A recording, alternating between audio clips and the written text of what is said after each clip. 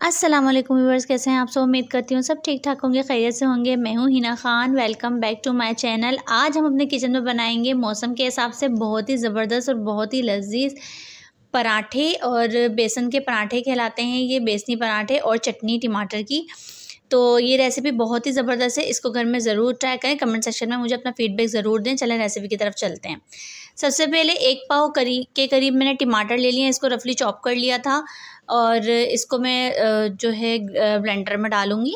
और इसके ऊपर फिर मैं तमाम तर मसाले इसमें ऐड करूँगी। ज़ीरा 1 खाने का चमचा ये आप इसमें ऐड कर दें टमाटरों के अंदर। और इसके बाद 1 खाने का चमचा मैंने कुटी हुई लाल मिर्चें ली हैं, वो मैं इसमें ऐड कर दूँगी। और आप कम या ज़्यादा मिर्चें अपने हिसाब से कर सकते हैं, वैसे ये नॉर्मल थी तो मैंने इतनी ही ली हैं। अच्छा, साबुत मिर्चों का भी टेस्ट अलग से होता है, वो मैंने 6 से 7 ली हैं, वो आप इसमें ऐड कर दें। नमक हस्बे ज़रूरत इसमें ऐड कर दें। और लहसुन मैंने छील के रखा थे, तकरीबन 5 जवे लहसुन के थे, वो मैं इसमें ऐड कर दूँगी।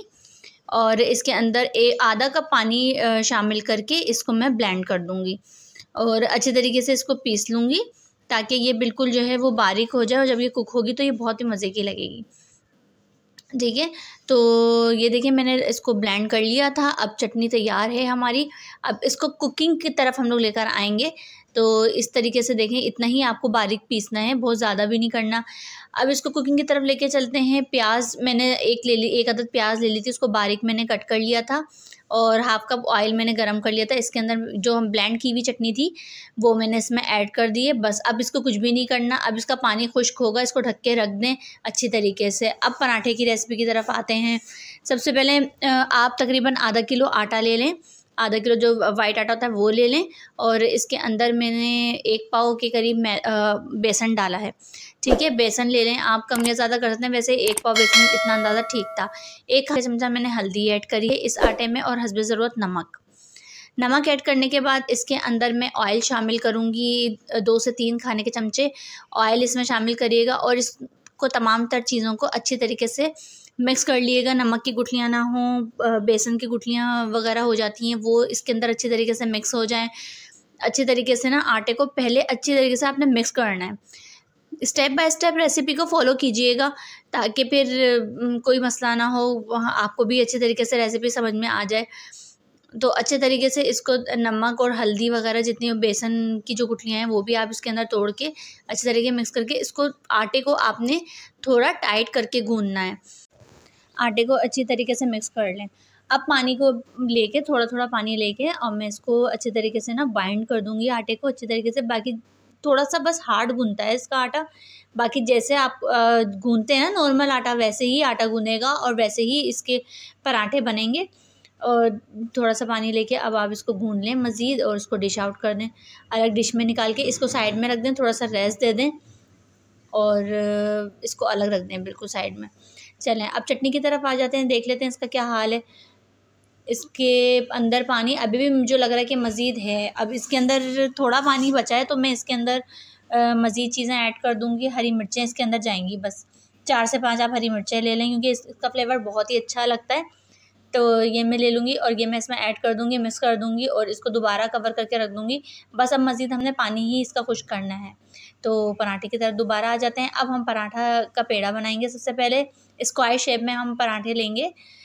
तो इस तरीके से पहले हम इसका राउंड बनाएंगे, इसके बॉल्स बनाएंगे, और उसके बाद इसको स्क्वायर शेप में इसको लाने की कोशिश करेंगे। जब इस तरीके से बेल के हम सबसे पहले इसके अंदर ऑयल अंदर इसके फिल करेंगे, या आप घी भी ले सकते हैं, आपकी मर्ज़ी है अपनी।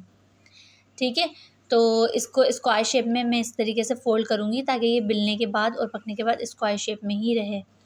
तो ऐसे कर लूँगी मैं, इसको स्क्वायर शेप में दे लूँगी। आप भी जैसे नॉर्मल बनाते हैं, आप चाहें तो इसको राउंड शेप में बना लें। मुझे स्क्वायर बनाना था, मैंने इसलिए ऐसे कर लिया।